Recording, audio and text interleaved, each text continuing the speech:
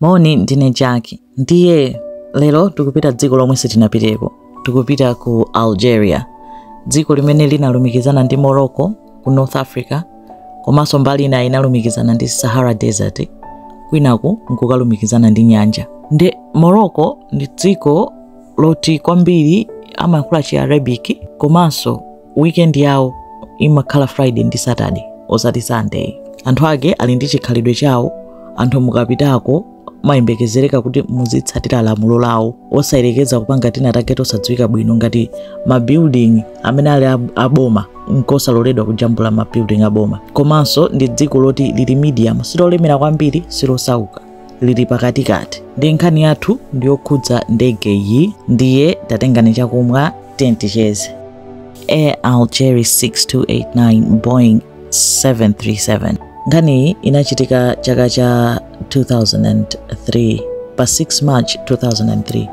Ndiye kwa inu amene muli mapiloti kapena odziwa bwino zoyendesa ndege, chonde khululukani ngati ntalakwise pena pake, sine pilot, koma ndingofotokoza nkhani imene ndinayimvesesera, imene ndinayichitira study in my own way.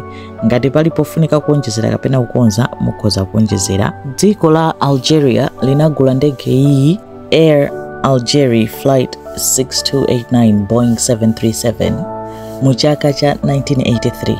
Nde pamene imafika 2003 inali itakhala zaka 20. Nde inali ndege yoti yayenda ndithu, koma ifo choti amayipanga ma maintenance chaka chilichonse every 6 months kaya mene amapangira nthawi zonse isanayendenso amene akuiona kuonesesa kuti ili bwinobwino, imagwirabe ntchito mene imayenera kugwirira ntchito. Nde pa tsiku limene lili pa 6 March 2006 ndege kuchoka pa airport ya ku Tasman Rasset kupita ku Algiers, koma imayenera kuima pa Gadia. Ndiye pa tsiku limene lolo anthu amene anabuka ndege kuti akakwera ndege siku imene ma passengers anali 100, koma pochita check-in kuti akakwere ndege anapeza kuti anthu atatu mapepa lawo sanali bwino.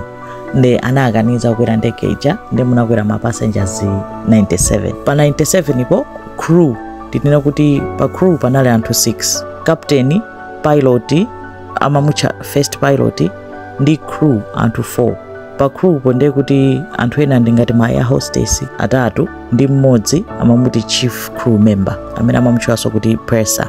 Nde mwamwambo wawo crew ija yonse anthu 6 kuyambira captain, first pilot ndi anthu 4 aja akuyenera kupanga meeting ndi anthu enanso okonza ndege otani isananyamuke ndege ija, kuonesesa kuti chilichonse chili m'malo mwake, kuona chilichonse ndege ija, kumanga checklist kunena kuti chilichonse ndi chokonzeka bwinobwino, chilichonse chili bwinobwino. Nde anapezeka kuti ndege inachitidwa delay ndi 3 hours, komanso captain anachedwa kubwera. Nde anthu amene amapanga meeting yoyambirira yochita check kunena kuti ndege ili bwinobwino, captain kunalibeko, anachedweratu. Captain yo nduyu dzina lake ndi limeneli, simpera nkwesera nkulichula komwe chifukwa zingotivutapo, koma ndalilemba mulichula nokha mmutu mukaliwerenga. Captain ndi ameneyo.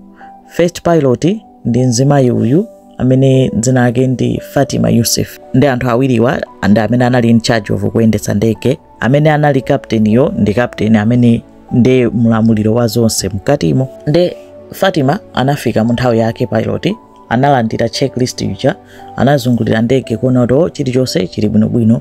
Koyamba anauzidwa kunena kuti weight ya fuel ikhale bwanji, ndi ananena kuti munyamule fuel 10 ton in weight. Kenako anayang'ana kuti okay, pakukwera anthu angati, anayiwala kuti anthu atatu sakukweramo. Nde anachosera anthu aja khangate onse anali atatu omwe sanakwere. Nde anakonza manambers chifukwa manamba lawo anali ofunikira kwambiri kuti azidziwa weight ya ndege, akuyenera kukhala kuti ikamanyamuka isapitirire weight ina yake eti. Nde anapezeka kuti captain uja anali ndi experience kwambiri, amawerengera ma hours kunena kuti anayendesa ndege ma hours angati career yake yonse. Nde captain anali ndi 10,700 chakuti hours, pamene Fatima uja anali ndi 5,000 chakuti hours.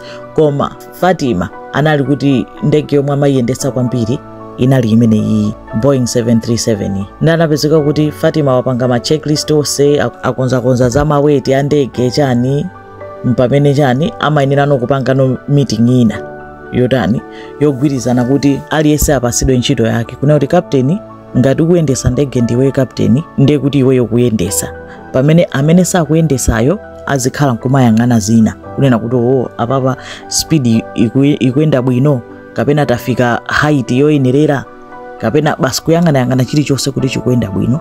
Komanso munthu wina uja amene ali chief crew member uja aliso ndi udindo wake, koma sakhala nawo kusogolo kwenikweni kujayi mu cockpit, amakhala kalumu kena kakumbuyo. Nde amayenera kugawana ngati ka handover ndithu kugawana ntchito kuti patali pakhala emergency iwe uyang'ana zakuti, iwe upanga zakuti, ine ndipanga zakuti, kuti aliyense aziwe zimene akutani akupanga, pasakhale confusion, zinthu ziyende bwinobwino kuti ndegeja iteretsedwe. Nde anapezeka kuti chifukwa choti kapteni anali atachedwa, Fatima uja anayambisa meeting kuti anthu bwerani titani tipange meeting kapteni sanafike, nthawi yonyamuka ikutha. Nde anapezeka kuti kapteni uja anatulukira Fatima atayamba meeting kuti azauza anthu aja kuti tipanga chonchi maina kugwirizana kuti tinyamukira speed yakuti tipanga mwakuti. Nde anapeza kuti kapteni uja akufika, akupeza uyu wangu yamba kumene meeting, kapteni uja nkungofikira kuyankhula ndi chief crew member uja kuyamba kucheza pamene pacha kumaseka.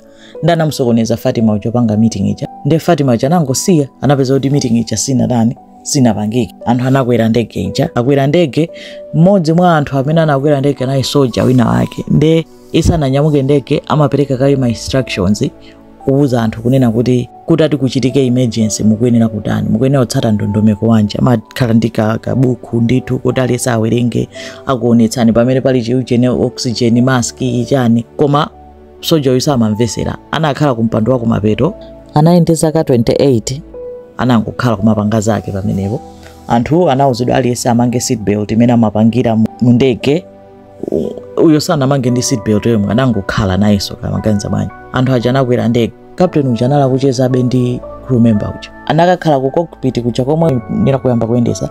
Nde Fatima uja anapempha kuti is it okay ine ndiyendese?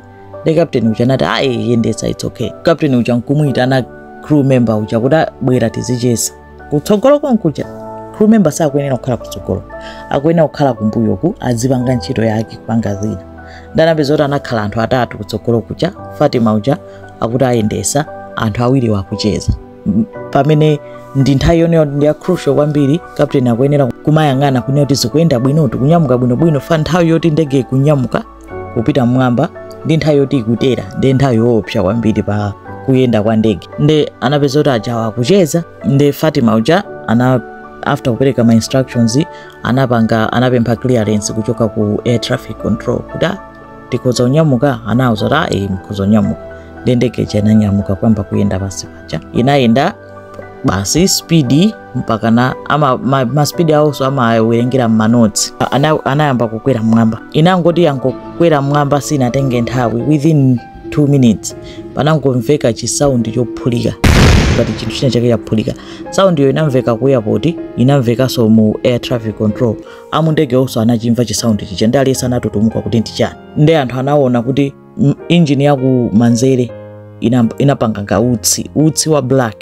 Nde ndege inakhala ngati yabendekekera ku left kuchonja. Kapteni anangoti ndi chani. Nde zinthu zimakhala ndi ndondomeko wake kunena kuti akanaye amayenera kupanga meeting kuti agwirizane kuti wakutakutani, koma meeting icha sinachitika. Zitangotero kapteni uja anangofikira kumuuza first pilot uja Fatima kuti choka pa control, nkulanda control. Nde samadziwa kuti chachitika ndi chani. Nthawi yomweyo aku air traffic control atangomva phokoso lija ndi utsi uja, anafikira kupanga emergency kuti ndege iyi sili bwino, fa anali akuionabe. Kapteni onena kuti sanalandire briefing, sanapange meeting, sanayang'ane chani, sanafunse sonkomwe kunena kuti sanafuneso kudziwa komwe kuti phokoso lija ndi chani chikuchitika nchani. So chomwe chinachitika chinachi chonena kuti engine ya ku left ndiyomwe inatani china chake chinaonongeka ndi chinakhala chaphulika, koma sinali vuto lalikulu kwambiri chifukwa choti ndege zake imene anazipangira nzonena kuti zili ndi ma engine awiri, engine ya ku left ndi ya ku right. Engine imodzi ikalephereka ikaonongeka, engine ina imatha kutani kupitirizabe ntchito mpaka na ndege chakuyenda.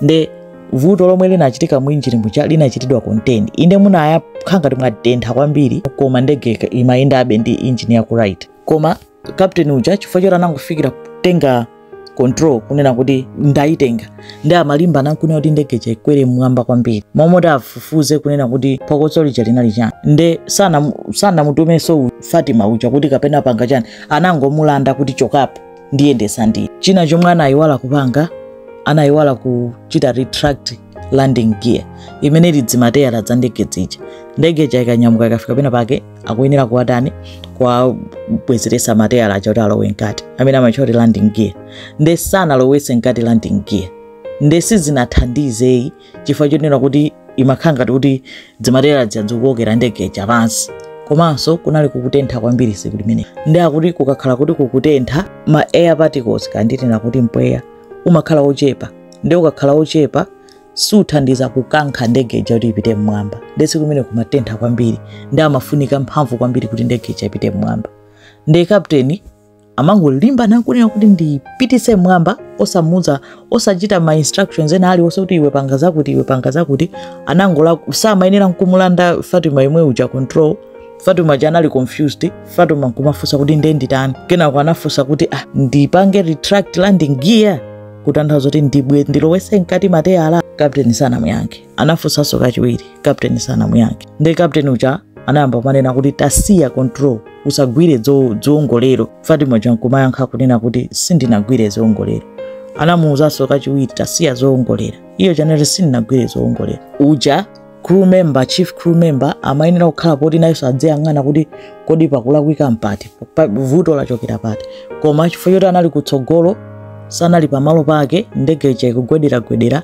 anakanika kuthandiza munjira ina iliyonse kenako ndege ija inayamba kukanika kupita kutsogolo kupita mmwamba iye jamaikankhira kuti izipita pemwamba koma chifukwa choti injini imodzi yachita fail takudziwa kuti injini yaku left yachita fail yasala ndi yakumanja yokhaija ndi amayikweza nokuno kwambiri kunena kuti ipite mmwamba ndi injini ichaso nayamba sokukanikanso kupita mmwamba faida amayikweza kwambiri momwe akanapanga zonena kuti apeze ka speed kocheperako angokhala bwino stable kenako ayambe kuganiza zoti atani atere kuti aone kuti chitalakwike nchani iye uchamayikweza ndege ija mmwamba kenako ndege ija inayamba kukanika kupita mmwamba inayamba kuluza speed samayang'ananso kuti ndege kuluza speed mpaka china chake amachiti shaking stick chinayamba kugwedera ati chimagwedera choncho ngati warning kuwauza unena kuti ndege kuluza speed chinayamba mangogwedera ndi anaona kuti ndege kuluza speed ndi zinthu zonse zimapeza kuti zikuchitika msangasanga zinachitika msangasanga kwambiri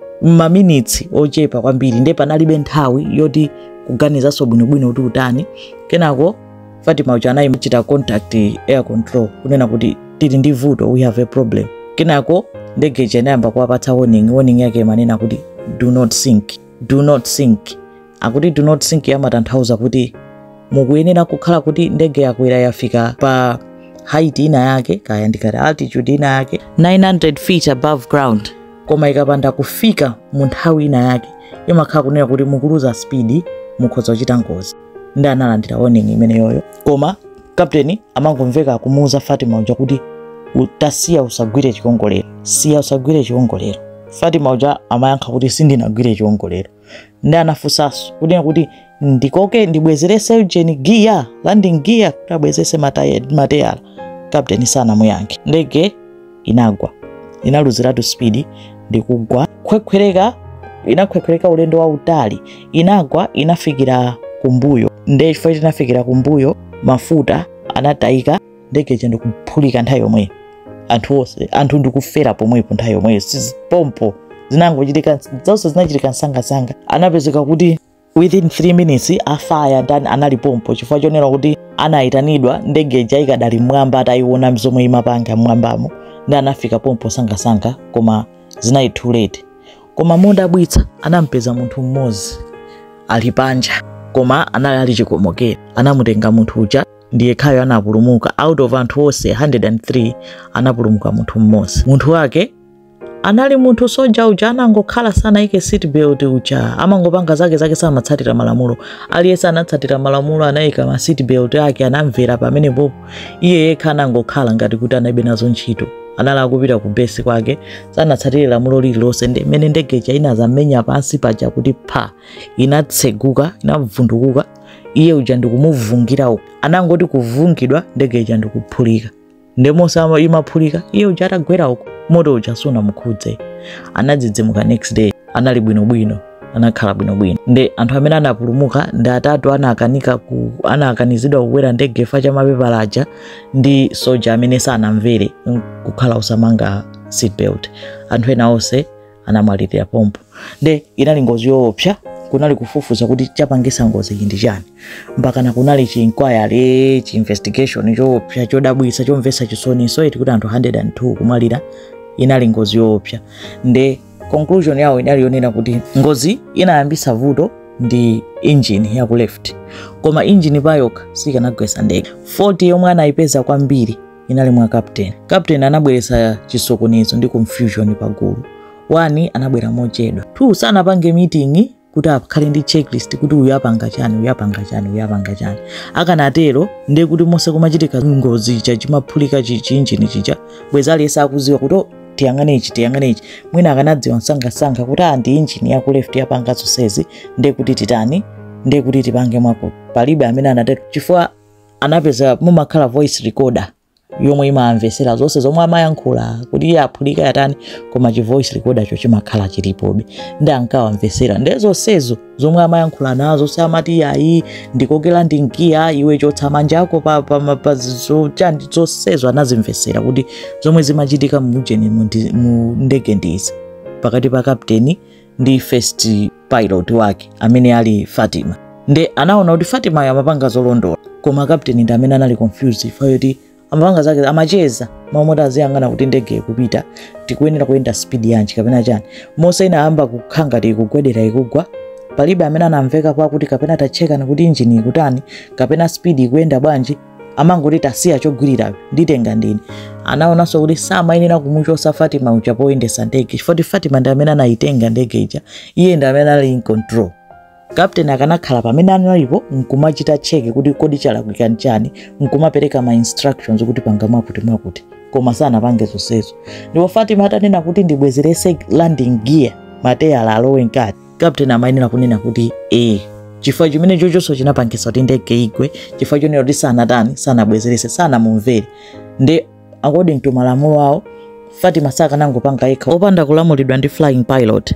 Nde apa flying pilot anasanduka captain uja chifukwa choti ndi amene anatenga control kuti ayendesa ndiye panga. Ngakhala amapempha ndipange izi, koma fati captain sananene kuti captain anangokhala chete kachifukwa chana anali confused. Komanso china kungolimbikira kuti ndege ndingoyikweza mmwamba. Mamoto akazi kuti ndege ikuluza speed, tamva china chake chaphulika, chachitika ndi chani. Akhali ngati kuti asathamangire kuyikweza mmwamba, achepese speed pang'ono, mwina ikanakhala stable, ikanakhala bwinobwino. Anapeza magulu anthu opanga ngati ku scenario imeneyo kukhala ngati ali mu ndege, ndikukhala ena kupanga ndende zomwe anapanga captain yo. Result yawo imakhala kunena kuti ndege imagwa, koma anapangaso ngati simulation nkupanga kunena kuti akhale kuti akweza mateyala ndege simagwa. Imapeza kuti yachita crash land, imatera koma ngati crash, koma anthu apulumuka. Nde zinthu zake zinazomvesa chisoni, ndege inagwa chifukwa cha kusagwirizana. Chinanso anachita conclude kuti panalibe teamwork, kugwirizana pakati pa crew, kuti captain angupanga zake akucheza akutani sakulabadira zomwe akuyankhula uyu. Ngakhale amayankhula za nzeru za mphamvu kuti tibwezerese landing gear, anampanga ignore. Nde munthu weni amene anali ndi fault kupangisa kuti ndege igwe anali captain, chifukwa akanatha kuyipanga ndege kuti isagwe. Nkhani yake ndi imene ndangofuna kukambako za ndege. Share imene ndi nkhani ya Boeing 737-200. Dzikomo kwambiri.